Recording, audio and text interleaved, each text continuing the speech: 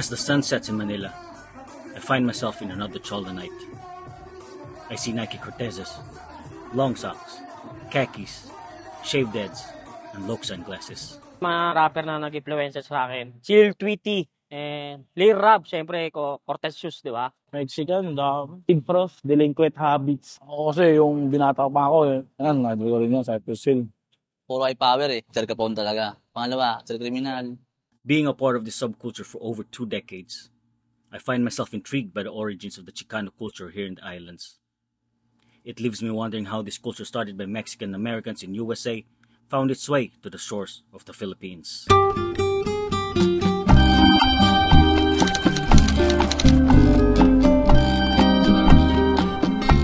The Philippine Islands, home to 113 million people. The melting pot of cultural influences from native traditions, Spanish colonization, American occupation, and Japanese presence during the World War II. The Filipino youth have warmly embraced elements of Chicano culture, particularly the Cholo subculture that originated in America. Ang sigaw kasi ng event talaga namin dito is kapayapaan para sa lahat. Chicana kasi is Mexican-American na nakatira sa state, while in Chola, ilang member sila. Masasabi mong forma ng Cholo, pag nakita mo yan, una, kalbo, syempre, naka-lokes, plain tees, Isaac, Cortez. Ko dito, timeless. So, ibig sabihin, maglala siya hanggang iba't ibang generation. Yung mga amboys na bumalik ng Pinas, na-adapt natin yung kultura nila. Proud ako na Pilipino ako. Naomi Series 5, nare-recognize po mga Pilipino. Recognize tayo, tol, homeboy din tayo. Sure, brown din naman din tayo I'm Southsider, your host. Our story begins by exploring the profound connections between Filipinos and Mexicans, forged over centuries through Spanish colonization starting in the 16th century when Philippines and Mexico were under Spanish rule. I'm going to be trying the Filipino version of the dish. Try the Latino version. This is at every party. Our version is. We're going to do champurrado. Also polvorones. Oh my God! I just want you to know, Mexicans, this is how similar we are. Spain conquered the Philippines for over 350 years. When the Spanish left the Philippines, you left everything there. That's why we're the same. That's why we act the same. We got a lot of their traits. We got a lot of their culture. You know what I'm saying? We look like them. Look at us. We're a 2-hour flight from Japan. We are in the heart of Asia. We don't have Asian names. We have Latino last names. In my family alone, De La Fuente Santos Gonzalez. We are the Mexicans of Asia. That's real talk. Oh, I can do this all day. Súper similar. Bien. Yeah, porque yo puedo entender casi la mayoría de lo que usted está diciendo, pero no todo. Como hay palabras que no me... For more than 300 years, the Philippines was directly governed from the Viceroyalty of New Spain, which is also known as Mexico. In 1578, the Castilian War started. Native Americans such as Aztecs, Mayans, and Incans were sent in by Spain from Mexico and South America to the Philippines to fight alongside native Filipinos to control the Philippine archipelago. The Manila-Acapulco galleon trade, a significant maritime route directly connected Philippines and Mexico. This trade route played a vital role in fostering commercial and cultural connections between Latin America and the Asia-Pacific region. This is Plaza Mexico in Philippines. A monument like this can be found in the heart of Manila. And this one is in Jalisco, Mexico. It commemorates Philippines and Mexico friendship for 400 years. This laid the foundation for cultural exchange, traditions, language, and customs intertwined, leading to the Hispanization of the Philippine Islands.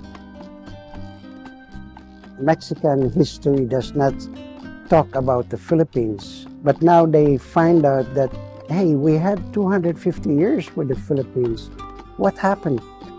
So now they are getting back to who we are, what we are, and they find a very rich history that is similar. On June 12, 1898, the Philippines gained independence from Spain. Just a year after, the country came under American control, which lasted for 48 years. Filipinos opposed the American occupation, and during American control, World War II erupted.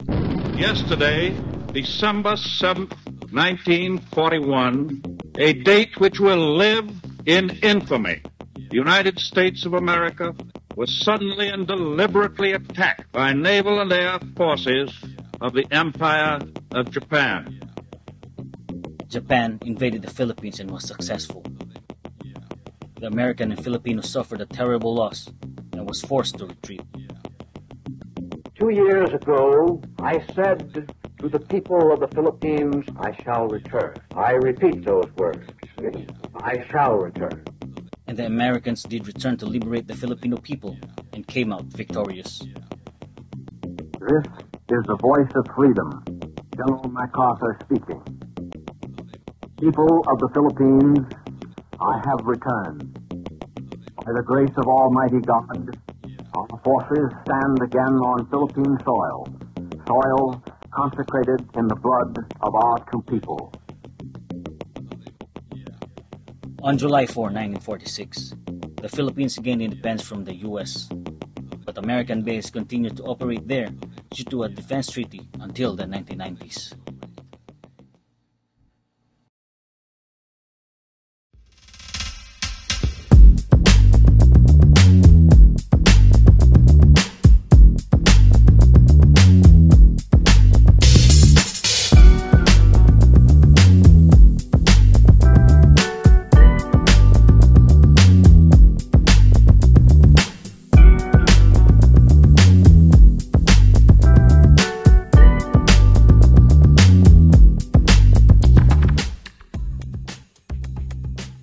In the 1980s Philippines, American hip-hop emerged in the islands. Influenced by the presence of U.S. soldiers in the country and exposure to international media, these genres' powerful beats and authentic lyrics sparked a cultural revolution in the islands. And right about now, for the very first time in Philippine history, the very first Philippine Rap Olympics, mga kaibigan, masigabong palakpakan naman dyan! Rap came in America like 79. Yung black guy na 84 na na-meet ko, yun na nag-introduce ng Run DMC to me. Okay, bakit ako may black guy na friend? Kasi nakakapasok ako sa sa base, sa Clark. Dahil meron akong mga kaibigan from IS na nag-i-invite sa akin ng mga anak ng mga Air Force people, Punica Iho, ganyan. So, sabihin, Andrew, come over my house. And then, by the weekend, we go to the base. Pero ang inintroduce pa lang sa akin noon ay yung Run DMC at that time. Bakit? Kasi nung inintroduce na sa akin yung tape, nag-alisan sila and then naiwan yung mga cassette tape na parang pinamana niya. Na-influence na ako noon. All of a sudden, hindi mo na alam, uy, kaya ko rin pala itong magsulat. Alright! Thank you very much. Thank you. Thank you.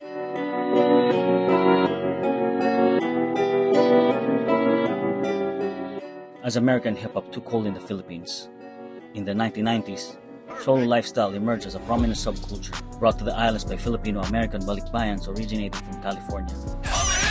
The Filipino youth embraced a distinct lifestyle associated with the cholo culture. We wear Dickies, jersey, play white pensando, we're proud to represent Pilipinas.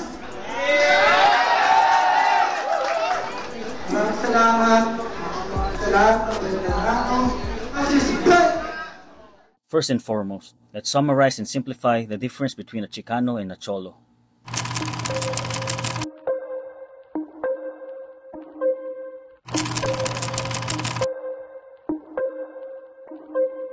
What would you say is the definition of a Chicano? Spaniard, Mexican. Yeah, what would you say your definition is? I am a Cholo, a gang member. You're a gang member. I'm a gang member.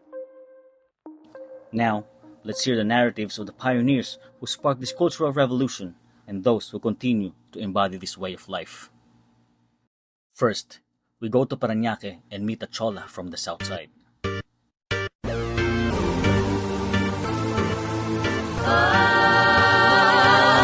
Dapat lang galangin ang galawan na ang mga tunay na veterano.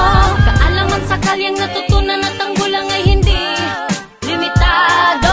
Bawat hakbang at kilos sa galaw sa bawat plano ay sigurado. Nilikom ang paggalang sa nasasakupan mga tunay na respetado. Maring Del Monte Alegre Flores. Early 2009, na-introduce sa akin siya nung sumali ako sa True Brown Style. Na-adapt ko siya sa OG ko, sa mga kababata ko sa Cavite. Yun yung suotan nila eh. Hanggang sa nagustuhan ko na rin kasi feeling ko komportable kami. Parang naging ano na namin siya eh, daily living na namin na nakasuot ng ganito. Tuwing tatambay kami, naka-cholo-chola kami. Ang chola, the forma is naka-Cortez, Chuck Taylor, tapos wearing Dickies, Ben Davis, a white t-shirt, Pro Club, Lowriders, FB County. Cholo style is a unique fusion of attire distinct within the subculture, combining influences that blends workwear, prison attire, and urban fashion. It has evolved within the Cholo subculture. Cholos wear loose-fitting pants called khakis, flannel shirts, and bandanas. Andyan na yun eh. Andyan na yung discrimination eh. Simatic yun sa kanila. Kung nakita nila nakaganto kay gangster yan. Violente, gulo lang ang gusto. Pero siguro, kung gusto mo maging better person, pakita mo sa kanila na hindi laging dapat nakaganto, laging may gulo, lagi kang makipag-away. Tanggapin mo na lalaitin ka ng mga ibang hindi nakaka-appreciate. Pero tanggapin mo na rin yung mga compliment na forma naman ito, gusto ko maging ganyan. Astig naman ni ate, astig naman ni kuya. For Marinel, being a chola is synonymous with boldness and authenticity. Every time she goes out wearing this style, she feels like she can conquer anything. For her, it's her armor and her statement to the world that femininity and strength can coexist. Pag naka-Cortez ako, pag naka-Dickies tsaka naka-Charlie Browns ako, feeling ko, kaya kong i-conquer lahat. Siguro passion na lang din to eh, na nasanay ka na. Yun na lang din yung way of way of expressing yourself. Para alam sa akin, pag puporma ka ng chola, dapat alam mo din kung saan nagmula. Kasi hindi pwedeng puporma ka lang nito eh. Para at least hindi ka mo question na, ito yung chola. One click bang, Temple Street for vida, marka ng planeta, Dirty South Romanda.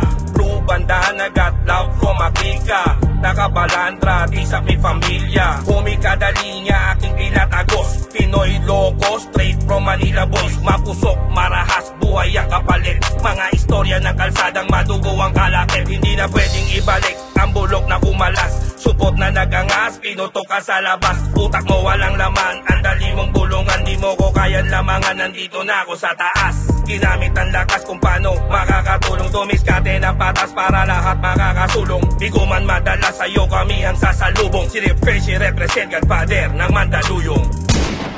O nga pala si One Click, Temple Street, Dirty South, Manila Boy, Pinoy Locos. One Click owns a clothing line shop located in Mandaluyong. It is called OC Brand, named after his initials. It specializes in original Cholo apparel, proudly made in the Philippines. Yung pagiging Cholo, magsisimula kasi yan, unang-una kailangan mo dyan may respeto ka sa sarili mo. Respeto rin sa ibang tao. Disiplina. Siyempre, yung loyalty mo. Lalo sa pamilya mo. Kasi ang Cholo, old school yan. Kaya naniniwala ako ng old school, may respeto. Yung forma, madali eh. Pwede kang makabili kahit saan. Online, makakabili ka eh. Malaki talaga yung naging impluwensya sa akin nung gang ko sa pagiging Cholo ko, lalo sa pananamit ko ngayon. Gaya nga nabanggit ko siya kanina, Temple Street ako. Based din sa kwento ng mga tropa na na-deport, karamihan talaga ng mga nagiging kasama nila doon, mga Cholo, mga Chicano. Temple Street, located in Los Angeles, California, passes through the historic Filipino town and has a significant history tied to gang activity.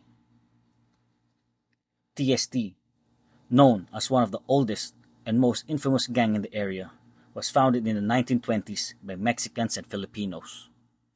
During the 1970s to 1990s, individuals were deported back to their home countries after serving prison sentences. The consequences of the deportation of Filipinos to the Philippines included the establishment of the gang's influence and formation of the subculture in their home country and resonated with the local Filipino population in the Philippines. With notable examples including Temple Street, Sarzana, Pinoy Real, and Satanas. Nagsimula yan, Tol. Nakakulong ako nun eh.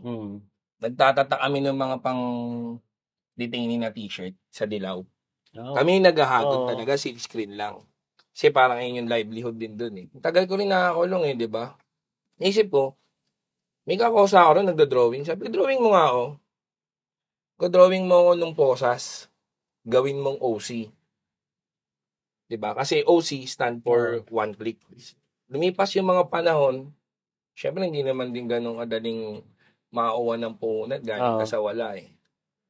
Diba? May mga good Samaritan na tumulong sa'yo. Nasimulan ko yun. Yung unang design ko, ayun yun. One Click's clothing style and designs were influenced by his own life experiences, reflecting personal growth and redemption. Determined to transform his life for the better, he acknowledged the challenges he faced after serving time in prison. Through years of hard work, he established his own clothing business, committed to delivering high-quality products and inspiring the younger generation to pursue a positive path. Ayun nga, unang-una maganda ngayon, nagkakaroon ng unity, nagkakaroon ng connection. Lalo may social media, di ba? Sa pormahan, di ba? Nagkakaroon ng idea yung bawat isa, di ba? Nagiging magkaibigan yung dating magkakaaway.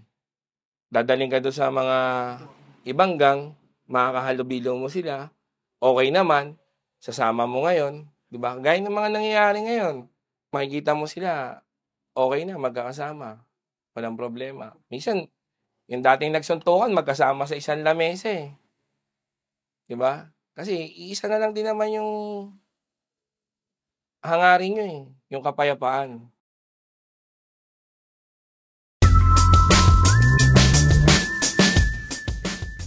Cholos may also display tattoos, which are an integral part of their style, and it often carries personal and symbolic meanings. Now, we are heading to Queen K Tattoo Shop located in San Andres, Manila. These tattoos often showcase black ink designs with intricate details.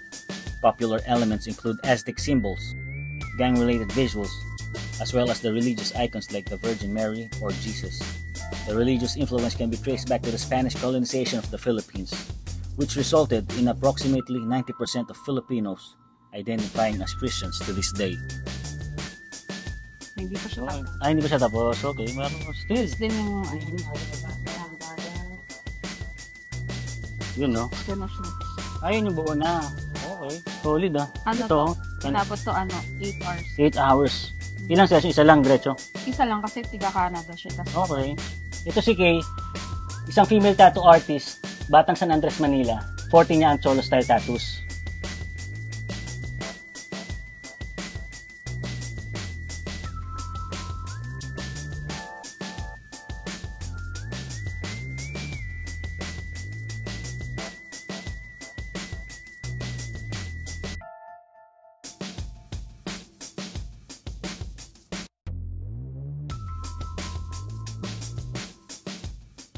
Bale, nag-umpisa ako henna tattoo eh. Mm-hmm. Kasi meron kaming pwesto sa Tianggian sa Santa Ana, may bazaar doon.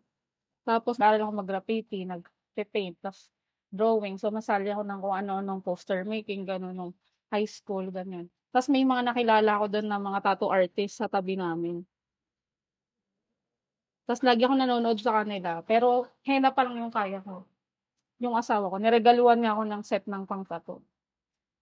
Ang unang-una kong tinatuan yung tito ko na kasama ko dun sa bazaar, yung nagbebenta ng mga dikis. Okay. So, yung unang-unang mga subject na naitato ko, La Muerte, ganyan, Santa Muerte, nandun, nasa katawan niya. Pero sa foreign, syempre, si Mr. Cartoon. Tapos meron pa akong isang foreign na pinapalo, si Matias Noble. Ganon din yung porte na parang Mexican style.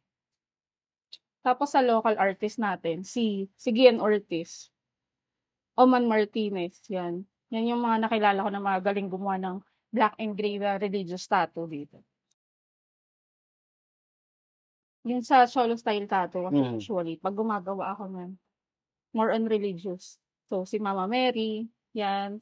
Tapos, Mexican lettering, Mexican font, Aztecs, tapos, skulls, clowns, tapos yung mga gang symbols, gang signs, yan, yung mga nagre-represent talaga sa community nila.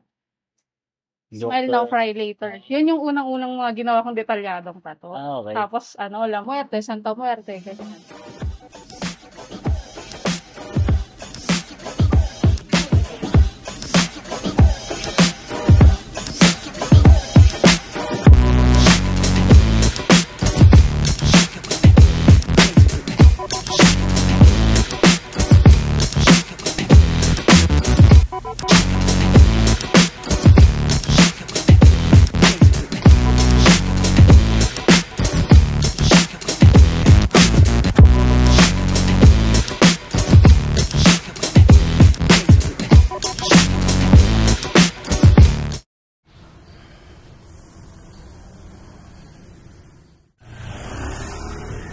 The passion for cholo culture in the Philippines was truly remarkable.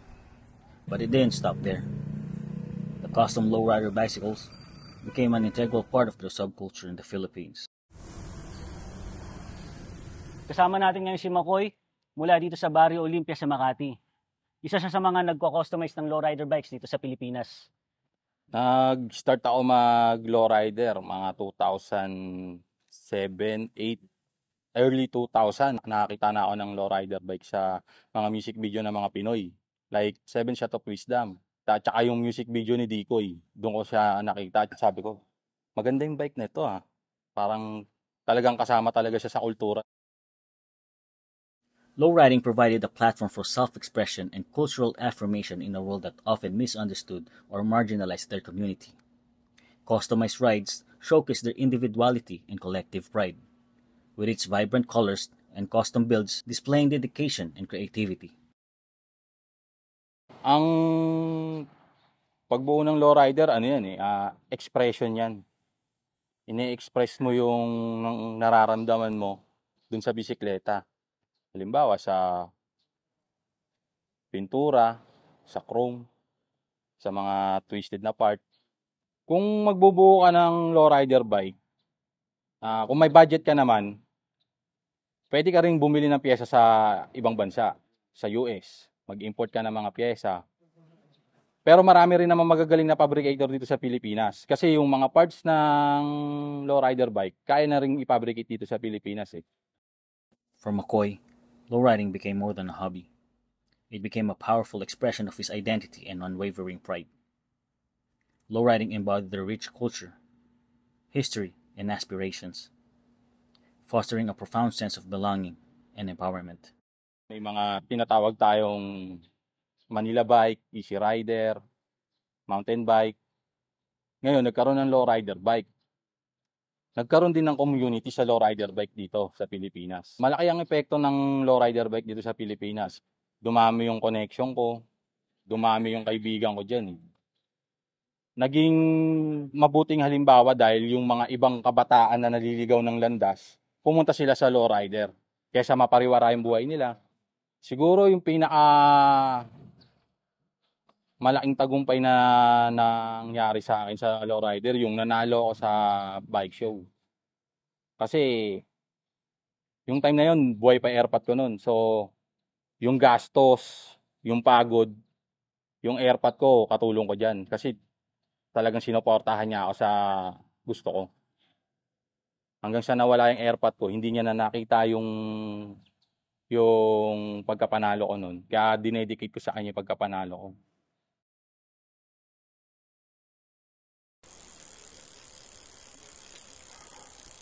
As McCoy and his homies cruise the streets, their bicycles transform into mobile galleries, narrating stories of struggle, resilience, unity, and triumph. Through their presence, lowrider bikes served as a vibrant reminder to the world of their unapologetic community.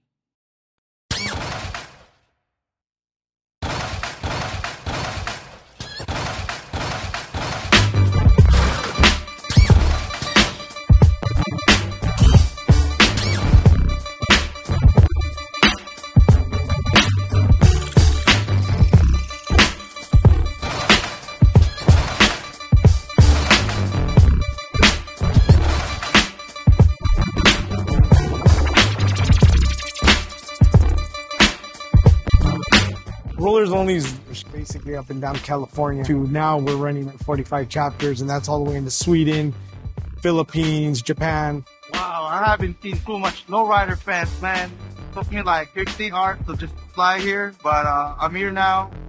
So happy because we don't have this in the Philippines. Only me and a few of my homeboys. When we go, we like these kind of cars, but here, everybody loves it. Today, we have the privilege of meeting the veteranos who introduced the lowrider car culture in the Philippines. I'm Joker. I'm the CEO and founder, president of Rollers Only Philippines. This is Brian, is my vice president. Nagsimula kami 95. Yan, nangongolekta kami. May book sale na store sa mga mall. Isa namin.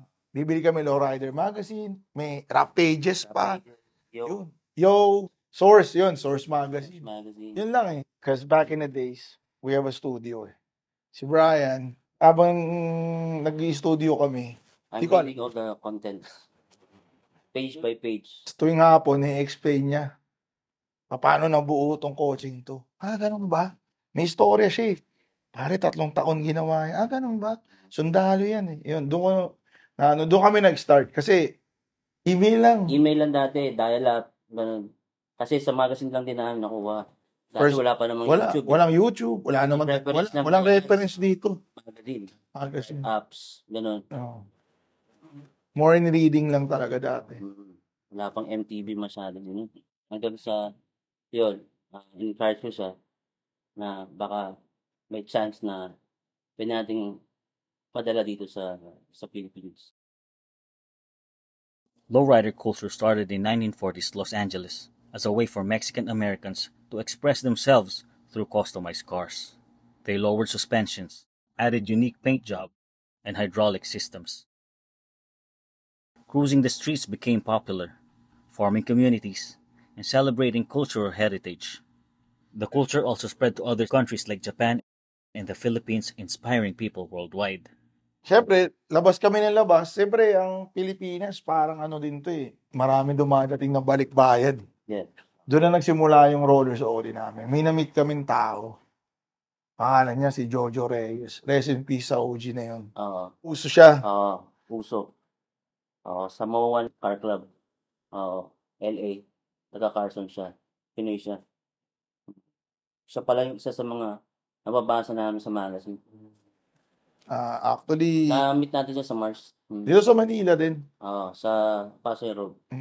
Doon na nagsimula yung connection namin sa roller. Siya na-meet niya may pinsan. Si Julius. Si Julius yun ng rollers. Only. Oo. Yun. Ando si Jojo Reyes. Nakita niya yung ano. Oo. Sabi niya, kanino ba yung kotse? May kotse yung naka-laptop doon. Nagulat din siya.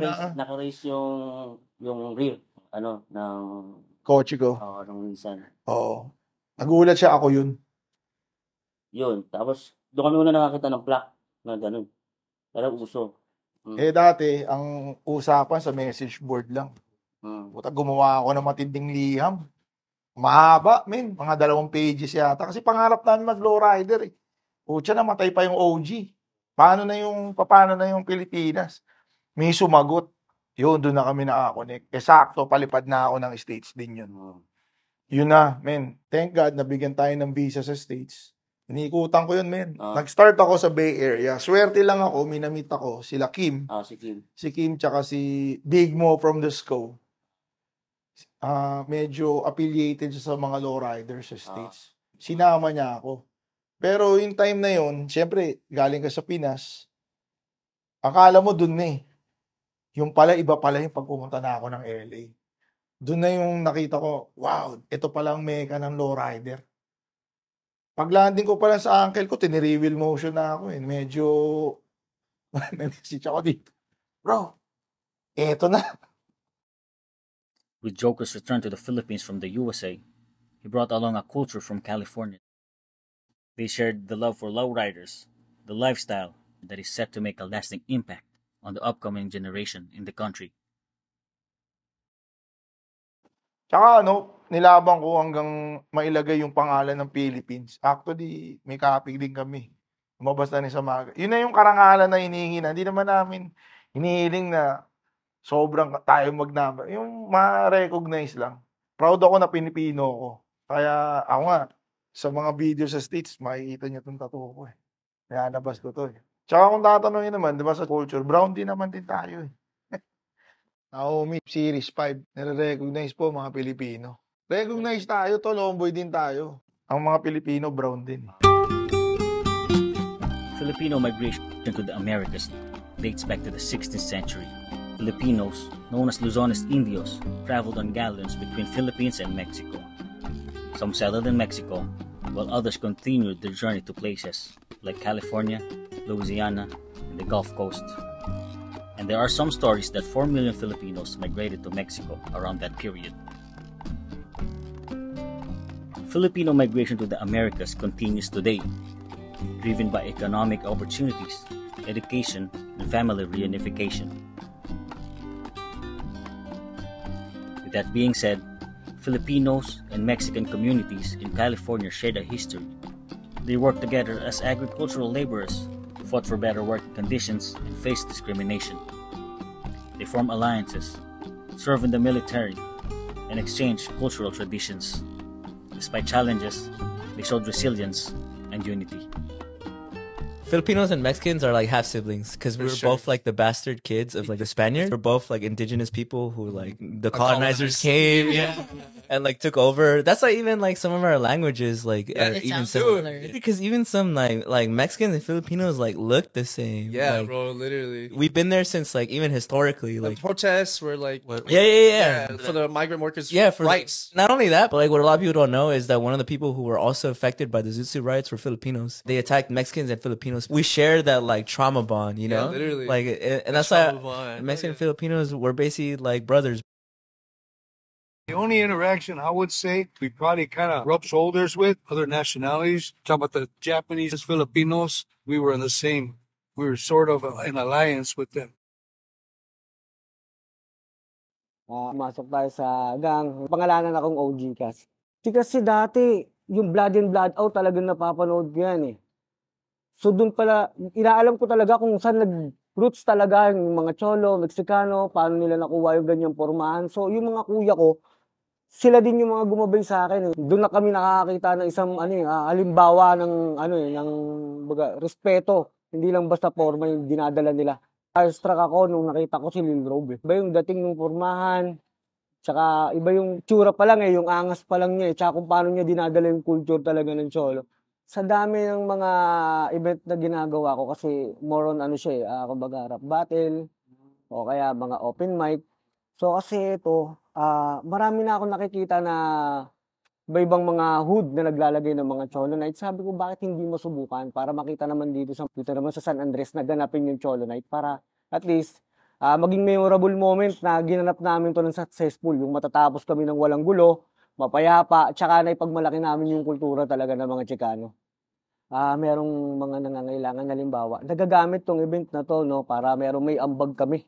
Kumbaga, minsan for ako, tsaka minsan yung may mga lumalapit pang ibang mga tao ng tulong, mga pinansyal, andan tumulong din yung pinapakita namin na yung kultura namin dito tinatayo, o hindi lang basta lang doon sa event tayo nakapokus, kundi yung magiging tulong para sa akin, kasi, iba yung dating pag sinabi mong Cholo Night na doon mo makikita yung iba't ibang gang pero isang culture lang yung pinaglalaban. Yun yung pinapakita yung pagkakaisa, kapayapaan sa kultura. Pagpakay namin, yung mapagbuklod namin, yung alisin na natin yung galit. Kumbaga, yung talagang one love fire rally natin, wala Walang gang war na nangyayari, walang siraan. Kumbaga, kailangan namin talagang gawin to o kailangan masundan pa para at least sa mga susunod pa na magkikita-kita, yung magkakakilanlan na, hindi na para mag-away-away.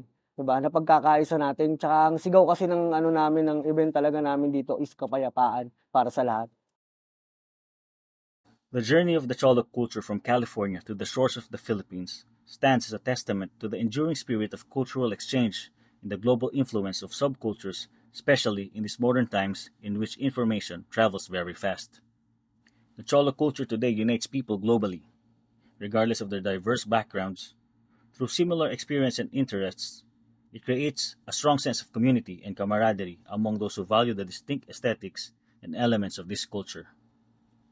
It plays a significant role in sparking dialogue, acceptance, and establishing connections, thus contributing to a more unified and inclusive society worldwide. The Cholo culture became a powerful avenue for self-expression, identity, and empowerment among Filipino youth, ultimately fostering a sense of unity.